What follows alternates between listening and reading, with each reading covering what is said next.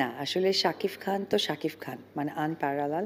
আমার চোখে উনি শুধু সুপারস্টার না, উনি mega star and global star. যেটা আমার খুব পছন্দের একজন নায়ক শাহরুখ খান। আজকে আমার কাছে মনে হয় যে আমাদের সো পরিবারের হ্যালো একটা বন্ধুরা, এই ভিডিওতে সরাসরি অপু বিশ্বাসের মুখ থেকে শুনতে পারবেন সাকিবের বিষয়ে অপু বিশ্বাস কি কি বললেন, এবং সাকিবের সাথে কিন্তু এখনও তিনি সংসার করতে চান। এই ভিডিওটি দেখলে আপনারা তার ইঙ্গিতে বুঝে যাবেন, তাই ভিডিওটি সম্পূর্ণ দেখতে থাকুন। সো এইটা তাকে নিয়ে এই মুহূর্তে আমাকে ঘিরে কথা বলা মানে হচ্ছে আসলে আমি এখন একটা অভিনেত্রী আর উনি অনেক বড় কিছু।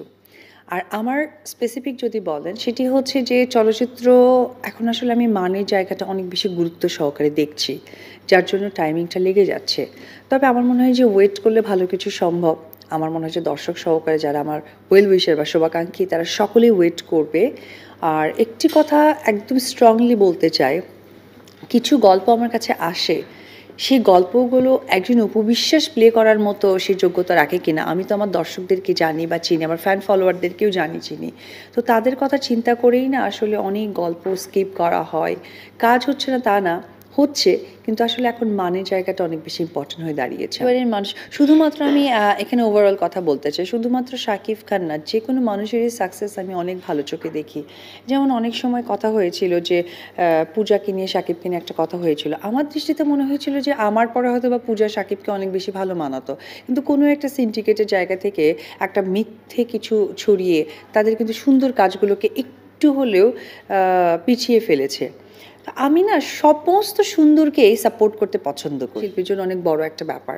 তবে স্পেসিফিক আমি একটা জিনিস নোটিস করব, সেটি হচ্ছে যে আমার স্বপ্ন তুমি একটি সিনেমা আছে, যে সিনেমায় শাকিব খানের নাম ছিল সুমন। সেখান থেকে কিন্তু শাকিব খান নিজেকে তৈরি করে একদম চেঞ্জ করে কোটি টাকার কাবিন করা। ঠিক তেমনি প্রিয়তমা সিনেমাতেও তার নাম ছিল সুমন। তো সেটা দিয়েও কিন্তু আবার নতুন করে শাকিব খানের জন্ম হওয়া। তা আমি তার সহশিল্পী হিসেবে একটি কথা বলবো, যে শাকিব যখনই কোনো সিনেমার গল্প বা কোনো কিছুকে যদি মনে হয় যে না আমি কি একটু ভুলভাল কিছু না, তখন যেন ওই ক্যারেক্টার নামটা সুমন হয়। কারণ এই সুমন নামটা শাকিব খানের জন্য অনেক লাকি, মানে ক্যারেক্টারের জন্য। কারণ আপনি খেয়াল করে দেখবেন আমার স্বপ্ন তুমিতে সুমন এবং প্রিয়তমাতেও তার নাম থাকে সুমন। এই সুমন নামটাই একজন শাকিব খান ক্যারেক্টারকে লাইফে বড় একটা চেঞ্জেস এনে দিয়েছে।